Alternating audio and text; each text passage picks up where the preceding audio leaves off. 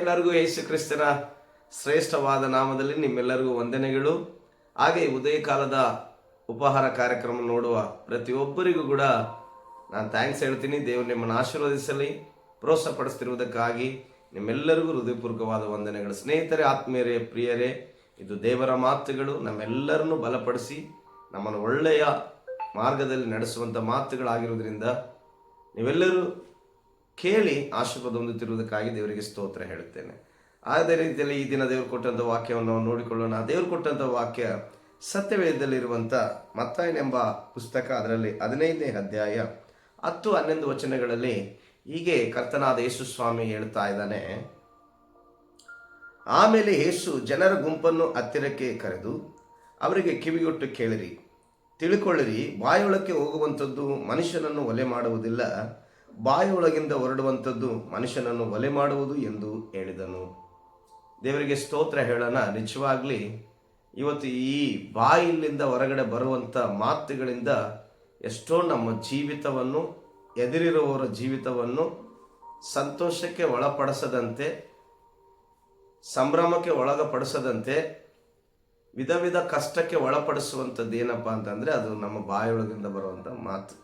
ಯೇಸು ಸ್ವಾಮಿ ಹೇಳ್ತಿದ್ದಾನೆ, ನೋಡ್ರಿ, ನೀವು ತಿನ್ನುವಂಥ ಊಟ ಉಪಚಾರ ನಿಮ್ಮ ಜೀವಿತವನ್ನು ಹಾಳು ಮಾಡುವಂಥದ್ದಲ್ಲ, ನಿಮ್ಮ ಬದುಕನ್ನು ಹಾಳು ಮಾಡುವಂಥದ್ದಲ್ಲ, ಆದರೆ ನಿಮ್ಮ ಬಾಯಿ ಒಳಗಿಂದ ಬರುವಂಥ ಮಾತುಗಳಿದೆಲ್ಲ ಅದು ನಿಮ್ಮನ್ನು ಒಲೆ ಮಾಡುವಂಥದ್ದಾಗಿದೆ. ಅದಕ್ಕೆ ಅದರಲ್ಲಿ ತುಂಬ ಕ್ರಮಬದ್ಧವಾಗಿ ನೀವು ಇಟ್ಕೊಂಡು ಮಾತನಾಡಿದರೆ ಖಂಡಿತವಾಗಿ ನಿಮ್ಮ ಜೀವಿತ, ನಿಮ್ಮ ಬದುಕು ಸಂತೋಷವಾಗಿರಲಿಕ್ಕೆ ಸಾಧ್ಯ. ಇಲ್ಲಂದರೆ ಆ ಬಾಯಿ ಒಳಗಿಂದ ಬರುವ ವಿಧ ವಿಧವಾದಂಥ ಮಾತುಗಳಿಂದ ಜೀವನವು ಕೆಟ್ಟು ಹೋಗೋದು ಗ್ಯಾರಂಟಿ. ಆ ಕಾರಣದಿಂದ ದೇವರು ಅದನ್ನು ಅರ್ಥೈಸಿ ದೇವರು ಹೇಳ್ತಾ ಇದ್ದಾನೆ, ನೋಡ್ರಿ, ನಿಮ್ಮ ಹೊಟ್ಟೆ ಒಳಗಂದರೆ ನೀವು ತಿನ್ನುವಂಥದ್ದು ಯಾವ ಆಹಾರದಿಂದ ನಿಮ್ಮ ಜೀವಿತ, ನಿಮ್ಮ ಭವಿಷ್ಯತ್ತಾಗಿರಲಿ, ನಿಮ್ಮ ಬದುಕಾಗಲಿ ಕೆಟ್ಟು ಹೋಗೋದಿಲ್ಲ.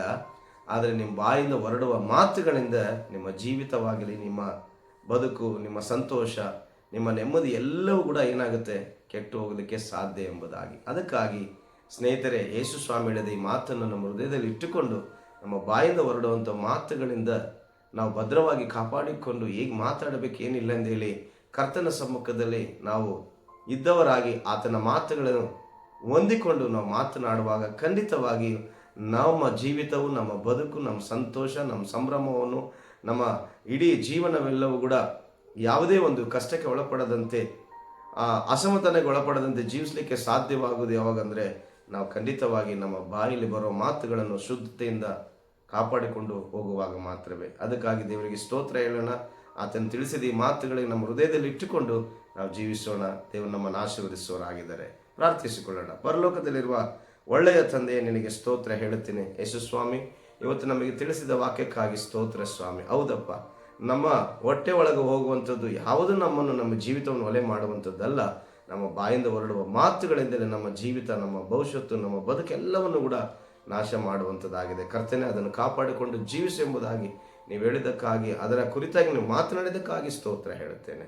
ಕಲಿಸಿಕೊಟ್ಟಂತೆ ಈ ಮಾತಿಗೆ, ತಿಳಿಸಿಕೊಟ್ಟಂತೆ ಆಶೀರ್ವಾದ ಮಾತಿಗೆ ನಾನು ವಂದನೆ ಸಲ್ಲಿಸ್ತೀನಿ. ಕೇಳುವ, ನೋಡುವ ಪ್ರತಿಯೊಬ್ಬರನ್ನ ಆಶೀರ್ವದಿಸಿ ನಿನ್ನ ನಾಮ ಮಹಿಪಡಿಸ್ಕೊ. ನೀನೇ ಮಹಿಮೆ ಒಂದು ಯೇಸುವಿನ ನಾಮದಲ್ಲಿ ತಂದೆ, ಆಮೆನ್. ಎಲ್ಲರಿಗೂ thank you. God bless you.